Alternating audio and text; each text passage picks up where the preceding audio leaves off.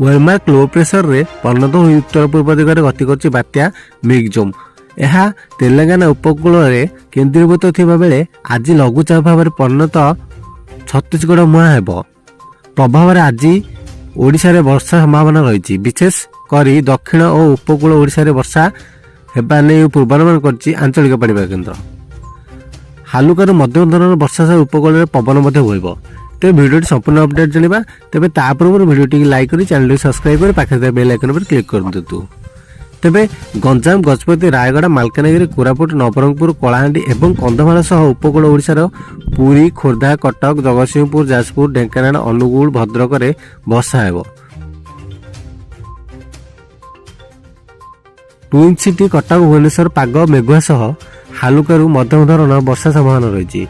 ବର୍ଷାରେ ବିଭିନ୍ନ ସ୍ଥାନରେ ଫସଲ ନଷ୍ଟ ହୋଇଛି। ଆସନ୍ତାକାଲିଠାରୁ ପାଗ ବଦଳିବା ନେଇ ତୁରନ୍ତ କ୍ଷୟକ୍ଷତିର ଆକଳନ କରିବାକୁ ନିର୍ଦ୍ଦେଶ ଦେଇଛନ୍ତି ଏସ୍ଆର୍ସି।